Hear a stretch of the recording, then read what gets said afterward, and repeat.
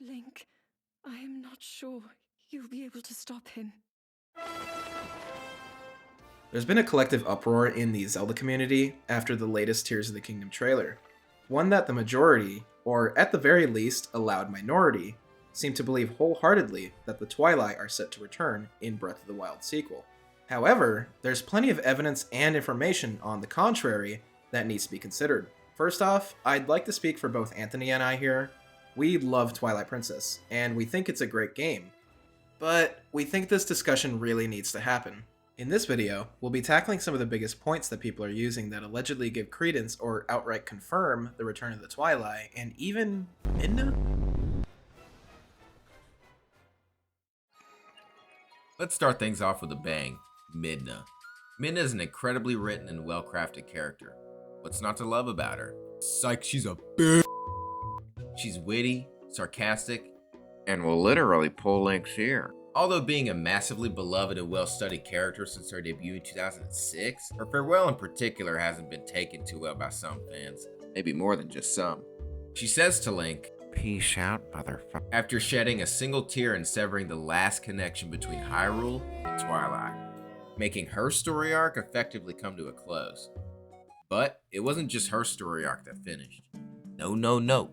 It was the entirety of the Twilight realm. Throughout the series history, before and after Twilight Princess, there has never been any direct ties or even a meaningful mention of the Twilight outside of Twilight Princess. It is entirely isolated to this game as its core mechanic and setting. Suck my dick. Randomly bringing it back to Tears of the Kingdom would be an extremely arbitrary move, akin to bringing something back like Subrosia or the Realm of the Ocean King. Midna's farewell is what one would call a character-defining moment. Midna was never meant to be in Hyrule forever. She didn't belong there, and she knew that.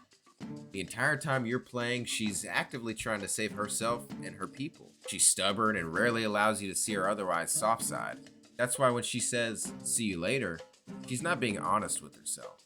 She may want to stay, but she can't. Her place is in the Twilight realm as the Twilight Princess. What is Twilight? In order to understand this, we have to take a look at its appearance and its origin. You can see that areas covered in Twilight have a very defined appearance, the most prevalent being the amber-soaked color palette, as well as the small black visual elements on the screen. Some people have tried to point at the floating elements in this scene of the Tears of the Kingdom trailer as evidence of Twilight activity. However, this is just blatantly incorrect. This exact same effect is seen numerous times in Breath of the Wild, as the particle effects tied to areas affected by malice. Secondly, the colors in the scene remain perfectly normal.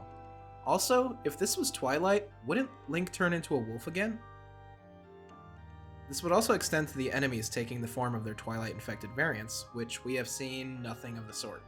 I could maybe believe that this is a scene in Twilight if it looked like this.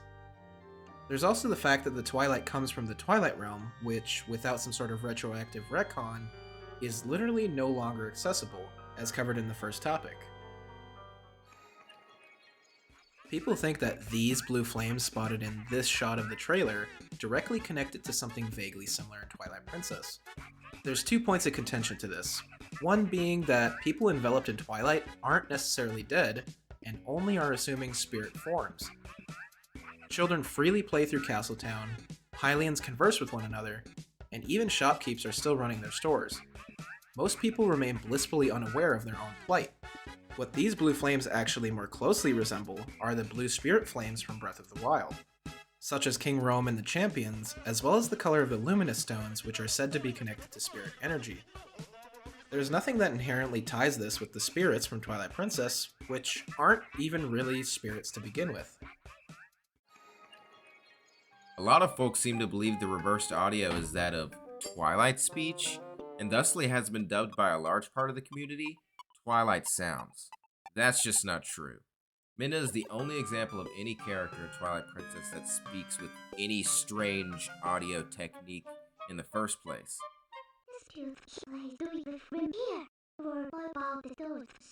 Now, when you reverse Tears of the Kingdom's audio, you can't really gather much from it, let alone words. Midna also tends to speak very quickly, whereas these sounds are a lot slower.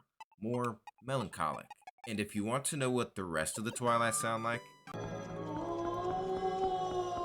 pretty different, right? Now, the words I think people are hearing is the result of some form of auditory illusion, or more specifically, audio pareidolia. It's when your brain attempts to find patterns or words, but none can be found. So the brain tricks you into filling in those blanks and making it seem as though there's words actually being spoke. A clever trick on Nintendo's part. This is probably the biggest point on the list, for sure. And let's get into why. Firstly, many fans believe that this is the Mirror of Twilight, a Mirror of Twilight, or at least some sort of form of proof that the Twilight are the Zonai. But it's not even close. This artifact has nothing to do with the Mirror of Twilight. It's a small Easter egg that longtime fans can be like, ah, this thing reminds me of this thing. Secondly, the mirror and this artifact are functionally different. The presumed Zonai artifact serves only one purpose, a shrine puzzle. On the other hand, the Mirror of Twilight was created by the gods and watched over by the ancient sages because it's a divine prison. A prison, by all accounts, is something you're not meant to escape from. Not only is it a prison, it's the Hyrulean State Penitentiary. What truly hammers the nail in is Midna's farewell, and her, the true leader of the Twilight, shattering the only door to their realm forever. There's nothing in this topic that requires a leap of logic that can only be solved with elements from Twilight Princess. Almost everything to point to a return of the Twilight and Tears of the Kingdom can easily be traced and debunked with stuff that is literally in Breath of the Wild. There's a pretty big confirmation bias towards linking Tears of the Kingdom to Twilight Princess, as a lot of people have fond memories of the game, and it may even be their first Zelda game. Obviously, it's not a crime to theorycraft in regards to a return of elements from your favorite Zelda game, but haphazardly throwing together shaky points to drive clicks to your narrative, which a lot of people are sure to share since Twilight Princess is one of the most beloved games in the series, is only going to lead to disappointment. These supposed confirmed points are entirely ripped to shreds within moments of approaching them with any sense of logic. If you guys enjoyed this video, or have something to say about it, make sure to leave a comment in the comment section down below. Also, feel free to subscribe if you enjoyed the video and want to see similar content in the future. See ya.